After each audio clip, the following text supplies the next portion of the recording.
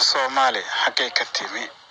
waa su'aal aad iyo aad u miisaan weyn laakiin markaad u fiirsato u muuqata inay tahay su'aal aad iyo aad u jilicsan waana kelmad qusaysa qof kasta oo Soomaaliya oo luuqadan ku hadlaya inuu ahaado mid fahamkeeda haysta aqoon buuxdana u leh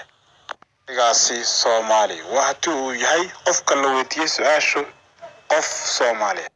haddaba ereygan Soomaali waxaa loo kala qaadaa laba qaybood oo isuwan ambaba laba erey oo tilmaamaya laba macne oo isuwan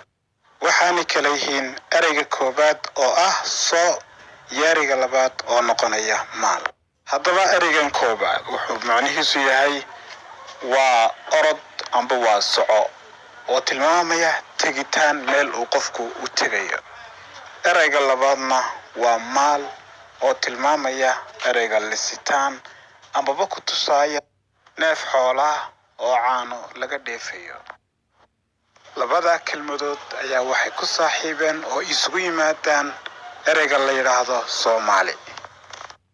markaan haddaba sidaas kaga jawaabno ayaa waxaa imanaysa su'aal kale oo odhanaysa halkii Soomaali ay degtaa inagoon haddaba isdhibin maynu nidhaahno waxay degaan geeska Afrika waxaanay kala yihiin Soomaaliya oo xaruntoodu tahay magaalada Muqdisho iyo Somaliland oo xaruntoodu tahay magaalada Hargeysa iyo waddanka Djibouti oo caasimadiisu tahay Djibouti iyo Soomaali galbeed oo xaruntoodu tahay magaalada Jigjiga iyo Soomaalida waqooyi bari ee dalka Kenya oo xaruntooduna ay tahay Garissa haddaba haddii aad maqli jirtay shanta Soomaaliyeed waa shantaasi aynu soo tilmaanay maanta laga bilaabana waxa tahay mid aqoon u leh shanta Soomaaliyeed waxay tahay ana shanta qaybood waxa ka dhigay waa gumeysiga oo ku raagay waqtiyadii hore Talyaaniga ayaa wuxuu gumeystay koonfurta Soomaaliya Ingiriiskuna waxa uu gumeystay waqooyiga Soomaaliya oo imika la yiraahdo Somaliland halka uu Faransiiskuna gumeystay Djibouti Ethiopia iyo Ingiriiska ayaa iyaguna waxay gumeysteen Soomaali galbeed Jigjiga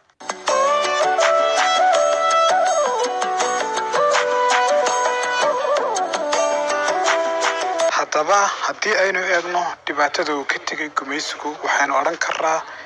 number 1 waxa weeyaan kala qaybinta dhulka Soomaalida oo ahaa dhul aad iyo aad u weyn kala qaybintaas oo sababtay inay dadku noqdaan kuwa isku lidiya iskana soo horjeeda qaybo fara badan oo ka midna ay isu muujiyaan cadaawad aan sal iyo raatoona ku fadhiyeen sababtoo ah waxaanay marnaba ku kala tagaynin waa isku dhaqan waa isku diin waana isku af hase ahaatee waxaa jira xoogaa kala duwanaansho oo ah dhanka lahjadaha marka loo fiiriyo taasoo dareemi karto qofka xamar u dhashay marka uu Hargeysa joogo amba qofka u dhashay Hargeysa marka uu xamar joogo aad ka dareemayso lahjadiisa haddii aynu u yeedhno 5 qof oo ka soo kala jeeda shanta Soomaaliyeed waxaad dareemaysaa inay jirto kala duwanaansho xagga lahjadaha ah taasina maaha wax lagu tilmaami karo kala duwanaansho ee waa dhanka lahjada waxaanay kala simeeyeen wadamo fara badan oo adduunka ka mid ah haddaba dhibka koobaad aynu sheeganaynaa aynu gumeystaha ka tirsanaynaa waxa ugu muhiimsan waa kala luminta uu kala lumiyay dadkii Soomaalida ahaa iyo waliba majara habaaminta ummadda Soomaaliyeed sababtuna waxa weeye qarnigii 20aad Soomaalida wuxuu bilaabmay iyaga oo la gumeysto qarnigii 19aadna waxay haayeen dad cawaana oo dhulkooda la leeyahay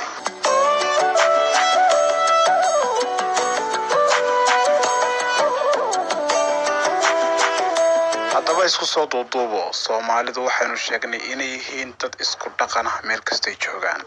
waana kuwa ka siman hidaha iyo dhaqanka dhammaantood shanta Soomaaliyeed Djibouti wali waxa gumeysta isagoo Faransiiska oo haysta Somalilandna waxa jahawareer ku noqotay muddo 30 sano ah inay iyaguna ay diidayaan itiraaf haddaynu eegno haddana Soomaaliya waxa ka jira dhibaato dagaal oo maalin walba ay intaasoo qof ay dhimanayaan labada kale maqana ma aha laba haysta nolol fiican waa Ethiopia iyo Kenya Soomaalida ma haystaan nolol ay ku noolaadaan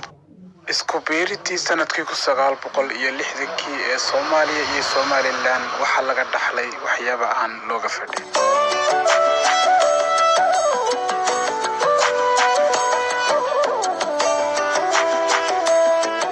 waxaana dhacay dhibaatooyin lama ilaawaana oo taariikhda ku xardhan iyadoo imika ku haboontay in la iska ilaabo tumahaasi iyo dhibaatooyinkaasi dhacay oo la raadiyo xal lagu horumaro. dadka Soomaaliyeedna waa dad waaya arag u ah wax kasta oo xun amba dhagooda ha ku maqlaan amba indhahooda ha ku arkaan. waxaana lagu qiyaasaa dadka Soomaaliyeed 70% inay yihiin dad da'yara. 30 soo harayna ay yihiin dad iyagu waayeela oo iyagu goobjoog u ahaa wixii dhici jiray. muhiimad maaha inaynu ka hadalno dagaaladii dhacay iyo sida wax u dhaceen, laakiin waxa muhiim ah in maanta la yiraahdo Soomaalidu xaqay maraysa waqtigan aynu ku jirro ee 2020. waxa la isku raacsan yahay inay ku jirto qarnigii ugu liitay ee abid soo mara.